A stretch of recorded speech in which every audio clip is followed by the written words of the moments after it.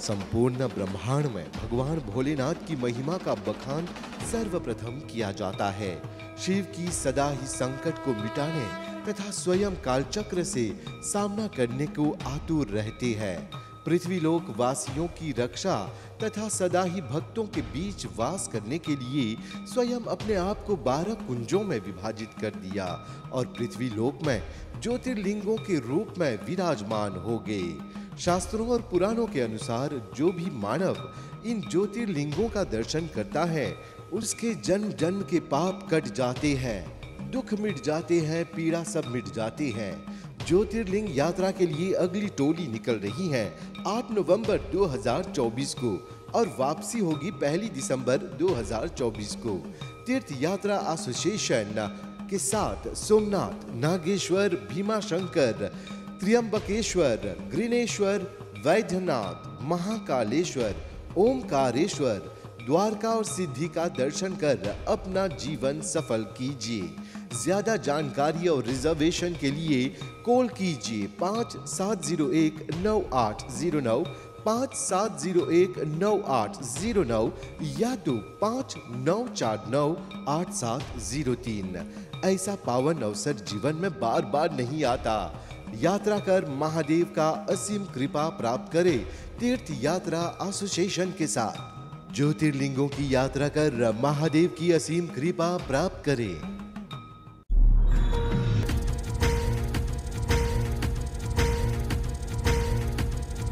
देवराज सेव्यमान पावनांग्रि पंकजं व्यालयज्ञ सूत्रमिन्दुशेखरं कृपाकरं नारदादि योगी वृंद वंदितं दिगंबरं काशिकापुरादिनाथ काल भैरवं भजे।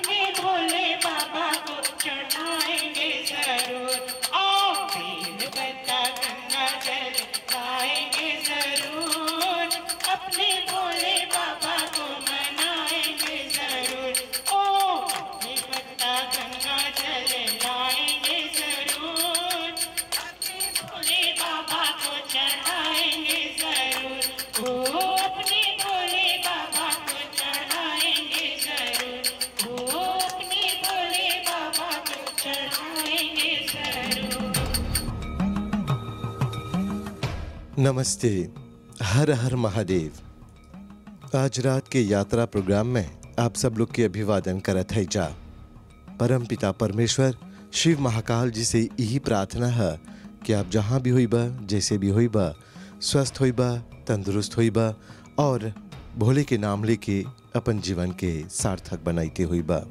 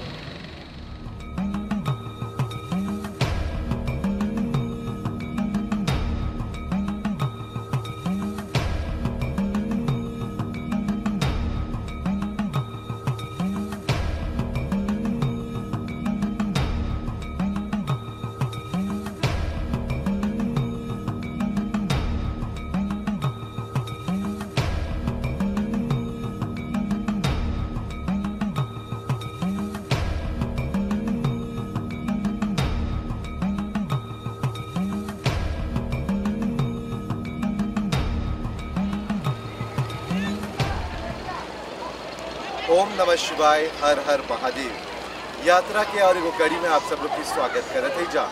यात्रा कार्यक्रम तीर्थ यात्रा एसोसिएशन की तरफ से आज सुबह तड़के ओमकारेश्वर से निकलकर हैजापरी, जहाँ पर गंगा, यमुना और नर्मदा के मिलन होएला, संगम होएला, और जहाँ पर आप लोग के अन्य जा यात्रीगण भक्तिमय वातावरण में हैजापरी पहुँचन जा और हैजापरी अभी डुबकी लगावत हन जा। डुबकी लगैला के बाद शिव जी की आराधना हुई। चला हमनी के साथ जुड़ल रहिया यात्रा कार्यक्रम ओमकारेश्वर के दर्शन खातिर।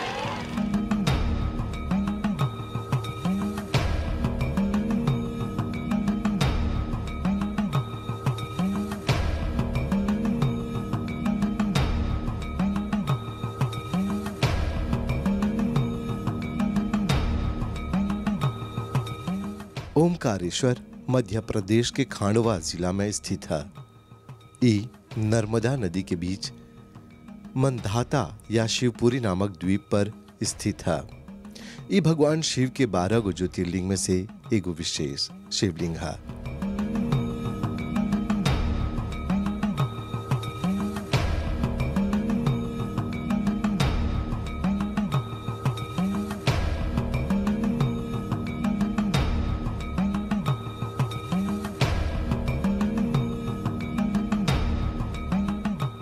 बहुत बरिस पहले हैजाकोली जनजाति लोग अपन बस्ती बसैले रहलन जा।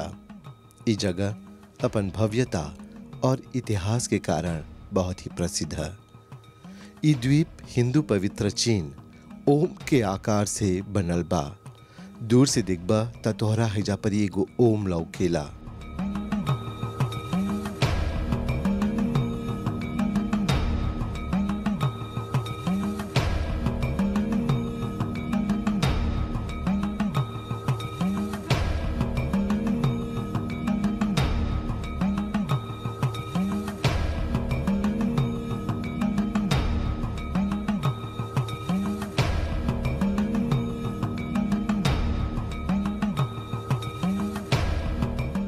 हैजा दुगो मंदिर बसल बाटे, एगो ओमकारेश्वर और एगो ममलेश्वर, जेकर दर्शन आवत सप्ताह ई प्रोग्राम में आप लोग के कराब जा।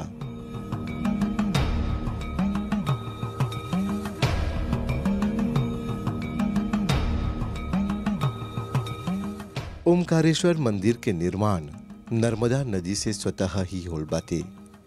ई नदी भारत के पवित्रम नदी में से एगो मानल जाला। हैजापरी विश्व के सर्वाधिक बड़ा बांध परियोजना के निर्माण करल गल बाटे और हैजापरी बिजली भी पैदा करल जाला, काहे कि नर्मदा नदी उ नदी है जो सबसे चौड़ा और ओकर वेग सबसे ज्यादा बाटे।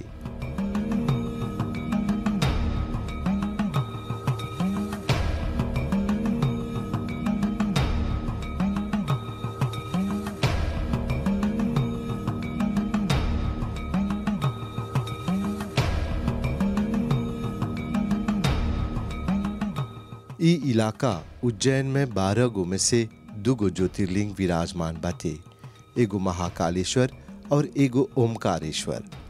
आज के हमनी के यात्रा ओमकारेश्वर के है। हमनी के यात्री लोग के मन में बड़ी उत्साह रहल ओमकारेश्वर के दर्शन करे खातिर।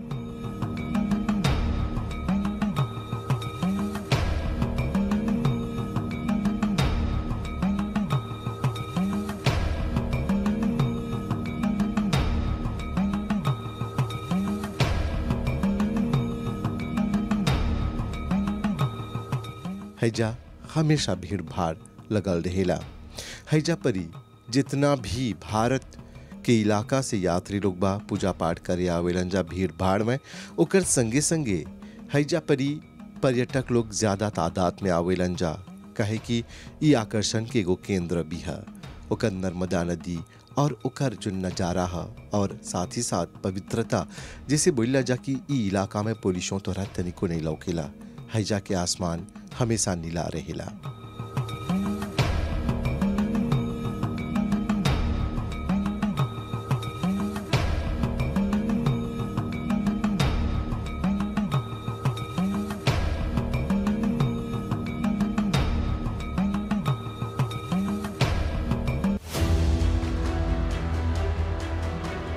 मनुष्य जीवन जोन बातें बड़ी भाग से मिलेला। 84 लाख योनि के बाद ई जीवात्मा के मनुष्य जीवन प्राप्त होएला। ई जीवन बड़ी पुण्य कर्म से मिलल बाते। भारत के 4 धाम के यात्रा कर ई मनुष्य जीवन के और भी सार्थक बनावा। यमुनोत्री, गंगोत्री, बद्रीनाथ, केदारनाथ, हरिद्वार, अयोध्या, वृंदावन, वाराणसी, ऋषिकेश और उत्तरकाशी यदि तोहर स्वप्न स्थल है तो जल्दी से अगला तीर्थ यात्रा खातिर अपन स्थान बुक करावा। अगला 4 धाम यात्रा खातिर यात्री लोग के टोली रवाना होत बाते मॉरिशस से 14 सितंबर 2024 के और वापसी होत बाते 10 अक्टूबर 2024 के।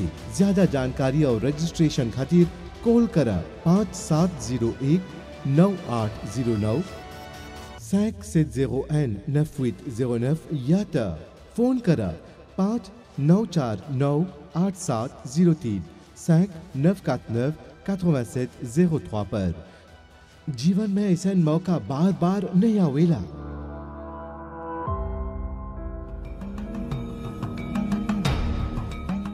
हैजा दूर दूर से लोग आवेलन जा भोले के दर्शन करे खातिर। कुछ लोग हैजा पानी जहाज फेरी बोट में आवेलन जा तो कुछ लोग पैदल लंबा पुल लांघ के दर्शन करे आवेलन जा। ये पुल के भी बहुत बड़ा महत्व बाते। इनकरा नर्मदा पुल के नाम से जानल जाला और मानल जाला कि ये पुल लंघला मात्र से जन्म जन्म के पाप कट जाला और प्राणी मोक्ष प्राप्त कर लेवेला मरला के बाद।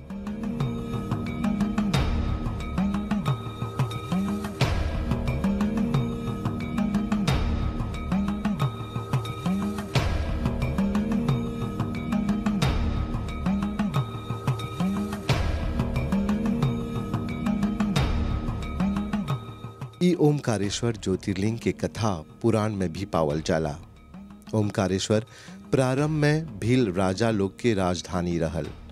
लंबा समय तक ओमकारेश्वर भील राजा लोग के शासन के क्षेत्र रहल। कितने बरिस उ लोग हैजा परी शासन करलन जा। देवी अहिल्याबाई होलकर की ओर से हैजा नित्य मृतिका के 18 गो सहस्त्र शिवलिंग तैयार करके उनकर पूजा अर्चना करल गल। फिर ओकर तत्पश्चात नर्मदा में ओके विसर्जित कर देवल गल। मानल जाला आज भी वो सब शिवलिंग इन नर्मदा नदी में पावल जाला।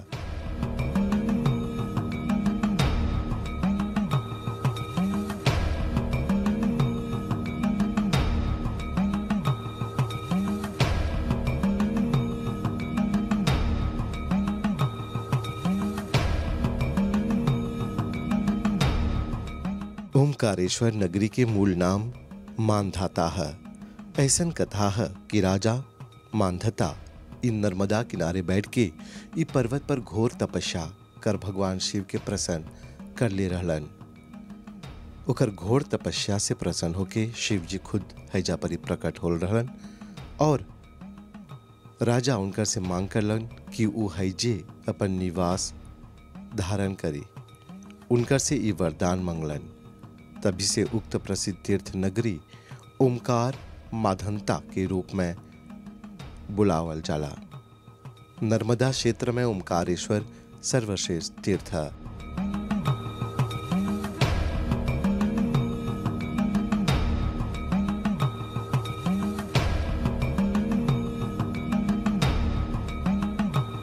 हर हर महादेव, हर हर महादेव, हर हर।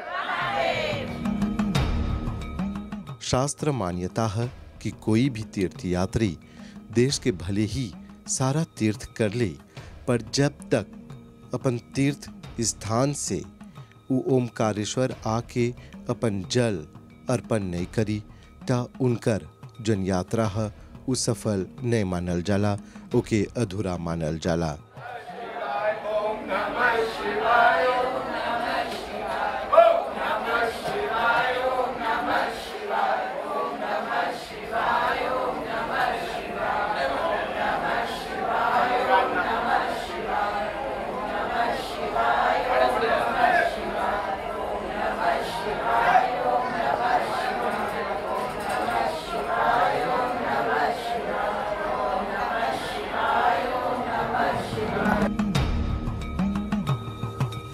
गंगा यमुना सरस्वती जितना भी तीर्थ स्थान के जल है जे परियान के चढ़ैब त तोहर मनोकामना पूर्ति होवेला और तोहर तीरथ पूरा होवेला।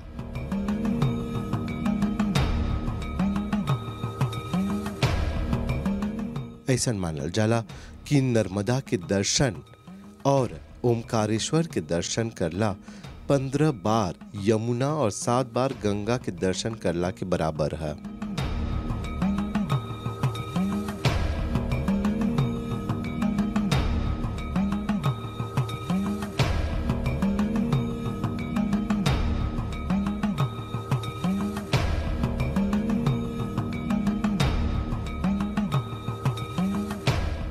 ओमकारेश्वर तीर्थ क्षेत्र में 24 गो अवतार, माता घाट, सीता वाटिका, ढावीर कुंड, मार्कंड शिला इत्यादि पावल जाला।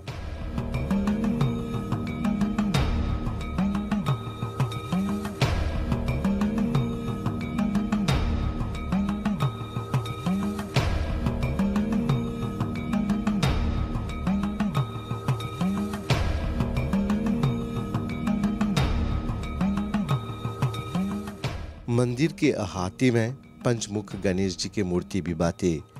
प्रथम तल पर ओमकारेश्वर लिंग विराजमान बाते। श्री ओमकारेश्वर के लिंग अनगढ़ है। ये लिंग मंदिर के ठीक शिखर के नीचे न होके एगो और हट के बाते। लिंग के चारों ओर जल भरल रहेला। भक्त लोग सकियंजा एगो चियो में पानी गिराई जो नल के तौर पर उस शिवलिंग पर जाला। मंदिर के द्वार छोटा बा और ऐसे मानल जाला कि एगो गुफा में प्रवेश करत हुआ। ओकर मंदिर या शिवलिंग के पास नहीं सकबा जाए, लेकिन दूर से ही सकबा अपन पुष्प, अपन जल इत्यादि चढ़ाए। पास ही में माँ पार्वती के एगो बहुत सुंदर मूर्ति बा जेके देख के मन मोह देवेला। ओमकारेश्वर मंदिर के सीढ़ी चढ़ला के बाद दूसर का मंजिल पर महाकालेश्वर लिंग के दर्शन हुएला। ओमकारेश्वर जी के परिक्रमा करला से मानल जाला कि रामेश्वर मंदिर और गौरी सोमनाथ के दर्शन भी हो जाला।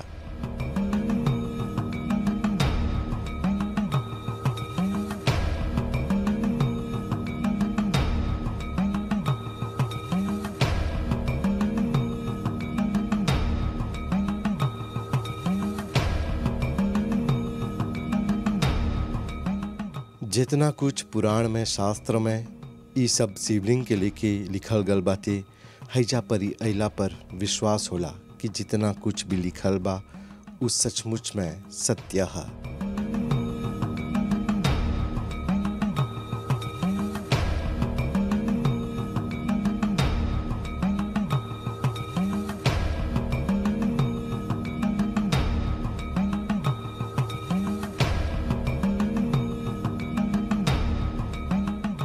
काहे कि ई सब स्थान के अपन अपन रहस्य बा।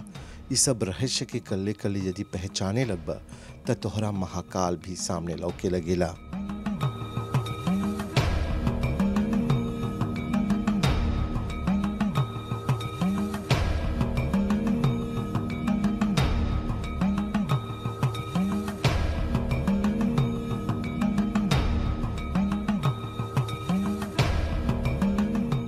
ओमकारेश्वर के दर्शन ढक्का धुक्की थकान में होल पर उनकर दर्शन करला से देह हलुक हो गल।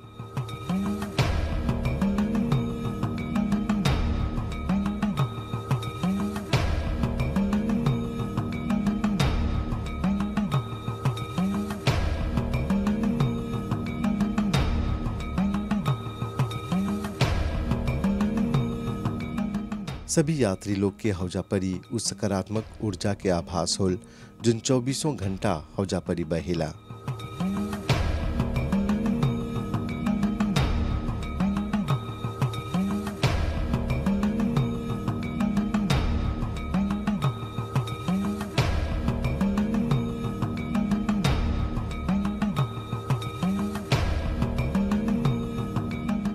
जितना बा ज्योतिर्लिंग बा, जितना गो ज्योतिर्लिंग के सकबा दर्शन करे उ हौजा परी शांति के आभास होवेला।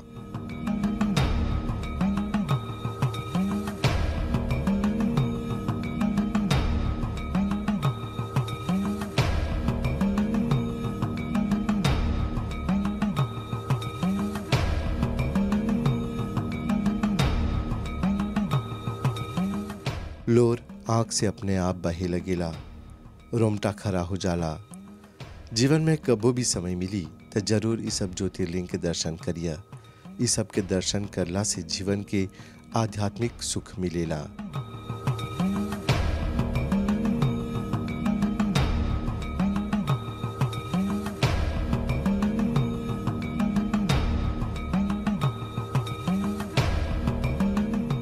भौतिक सुख तो सब कोई चाहेला, पर आध्यात्मिक सुख जेके मिल जाला ओके दुख कबो नहीं सतावेला। उनकरा आनंद के प्राप्ति होवेला और उ आनंद के प्राप्ति यात्री लोग के सब तीर्थ स्थान पर मिलल। जिसे बोला जा कि जीवन में यात्रा के बहुत बड़ा महत्व है।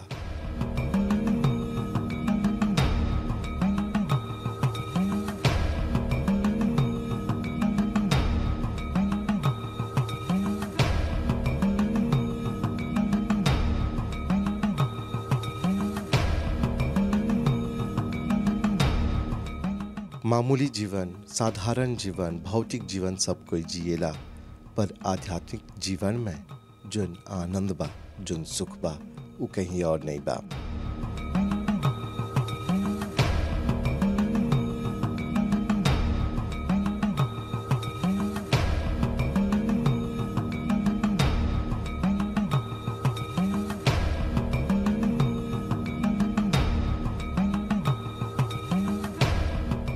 भाई बहन लोग, एकरे साथ आज के हमनी के ओमकारेश्वर के दर्शन पूरा भैल। आवत सप्ताह आप लोग के हैजा परी फेरो आनब जा, काहे कि ममलेश्वर भी हैजे परी बा। उनका दर्शन कराब जा और उनका इतिहास और उनका रहस्य के बारे में आप लोग के बताब जा।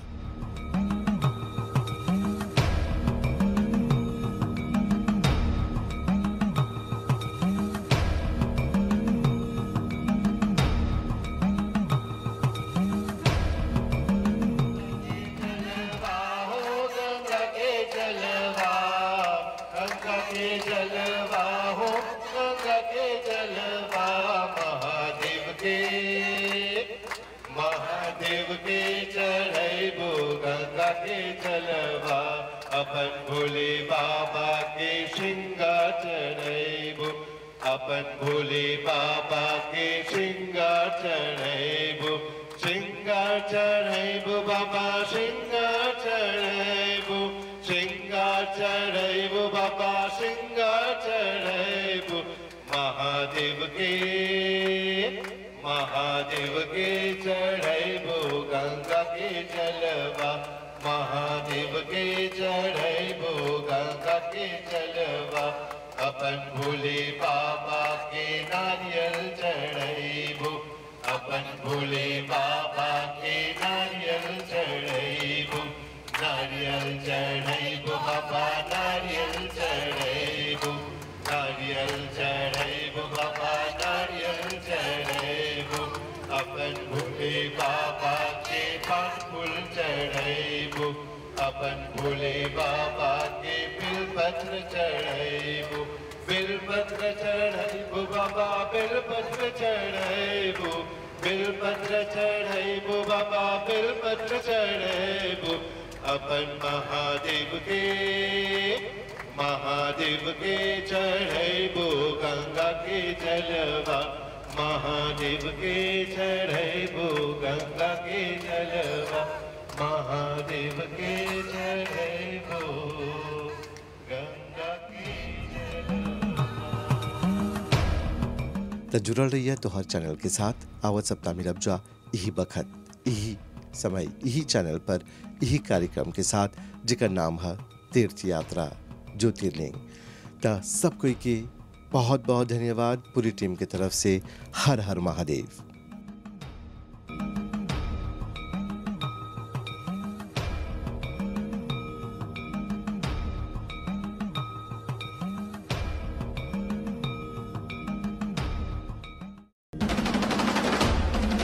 संपूर्ण ब्रह्मांड में भगवान भोलेनाथ की महिमा का बखान सर्वप्रथम किया जाता है। शिव की सदा ही संकट को मिटाने तथा स्वयं कालचक्र से सामना करने को आतुर रहते हैं। पृथ्वी लोक वासियों की रक्षा तथा सदा ही भक्तों के बीच वास करने के लिए स्वयं अपने आप को 12 कुंजों में विभाजित कर दिया और पृथ्वी लोक में ज्योतिर्लिंगों के रूप में विराजमान हो गए। शास्त्रों और पुराणों के अनुसार जो भी मानव इन ज्योतिर्लिंगों का दर्शन करता है उसके जन्म जन्म के पाप कट जाते हैं, दुख मिट जाते हैं, पीड़ा सब मिट जाती है। ज्योतिर्लिंग यात्रा के लिए अगली टोली निकल रही है 8 नवंबर 2024 को और वापसी होगी 1 दिसंबर 2024 को। तीर्थ यात्रा एसोसिएशन के साथ सोमनाथ, नागेश्वर, भीमाशंकर, त्र्यंबकेश्वर, ग्रीनेश्वर, वैद्यनाथ, महाकालेश्वर, ओमकारेश्वर, द्वारका और सिद्धि का दर्शन कर अपना जीवन सफल कीजिए। ज्यादा जानकारी और रिजर्वेशन के लिए कॉल कीजिए 57019809, 57019809 या तो 59498703। ऐसा पावन अवसर जीवन में बार बार नहीं आता। यात्रा कर महादेव का असीम कृपा प्राप्त करे तीर्थ यात्रा एसोसिएशन के साथ। ज्योतिर्लिंगों की यात्रा कर महादेव की असीम कृपा प्राप्त करें।